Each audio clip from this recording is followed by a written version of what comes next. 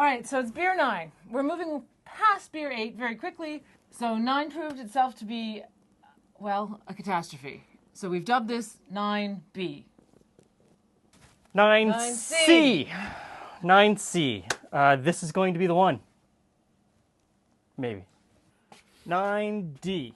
9D. 9D. Okay. So we're going to start by mashing in, but we've learned a lot. we've had some fails, to use the vernacular of the interwebs. So this is a wheat beer. If you want to know what happened in Brew 8, go back to Brew 8. I don't really want to recount that too much. Because we pretty much repeated it in a 9. Yeah, so about half of this recipe is unmalted wheat with a little bit of unmalted oats and 50% malted barley, which leads to a whole bunch of problems. And we're dealing with, this system has an internal heating element. Mm-hmm. And we found that we're going through a step mash process, and in order to raise the temperature with the step mash, you have to use the internal element. We had the power too high on the internal element. I know, keep stirring. So we kept trying to turn the power down on the internal element because it was scorching the wort. So we had to figure out how to raise the temperature without scorching it. And luckily we have, go ahead. The BrewHouse is jacketed. Did you need me to stir? You seem to not be able to keep both hands. I'm stirring. Okay. Stirring. Too much. Carry on. So the biac the BrewHouse biac is jacketed, and what we decided to do with the last brew was control the temperature using a separate hot liquor tank, pumping the water through the jacket, and controlling the temperature like that until we reach the midpoint of the saccharification 154, 156 degree rest. And at that point, we can fire up the internal element.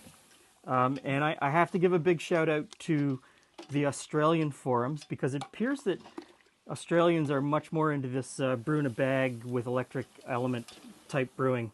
And they answered all of my questions. So thanks. In summary. Thanks, guys. Some lessons. Some lessons. 1, do not, we were circulating the during the mash in, and then during the first 2 rests. Don't do that. Don't stir it. So stir it every so often. Do not circulate it. Rule 1. Because we got a stuck mash.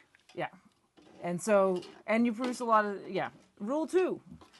Do not use the electric element embedded in your machine until it becomes clear. Pretty much, you'll notice when it goes from a milky white to like a clear yellow, and at that point you're fine to use it. And that's just as you start kind of that 153 temperature. About halfway through. About halfway through. Yeah. So, and don't give in to the temptation of, oh, I used 50% last time, let's turn it down to 30%, let's turn it down to 20%. Yeah, just don't do it. Don't do it. And we also, in the middle, I forget which brew now, we found we didn't have any flaked wheat, so we used wheat berries. Wheat berries, which gave us a lower efficiency. So our opening gravity was quite a bit lower than expected. But you know what? We haven't tasted it yet. It's in the fermenter. Yeah. And we tasted it when we've done samples for gravity along the way, and you know what? It tastes okay so tastes far. Okay. So we'll see. We'll do it side by side with this one, and hopefully they'll both be great successes. Okay, so 120. 120. We want to be at 122, so we will power some water through the jacket and bring the temperature back up. And then wait, because this will take. So this is 40 minutes, 122 degrees Fahrenheit, and then we will raise it over about a 15-minute period to 153 usually. It's going to say right here. All right. So we'll get to it, and we'll report back at the next step. Right. Now we need to turn the pump on. Okay. Got it. Thank you. We need to turn the pump on. So that's the pump for this water. Yes, so that water is currently at 200 degrees Fahrenheit. So open that valve.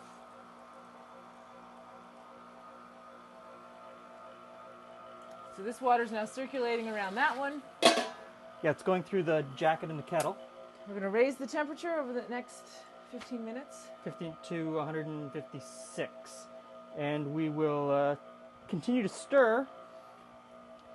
You can already feel it though. After that rest at 124, the mash is really nice and fluid. You don't feel like it's gluey at all.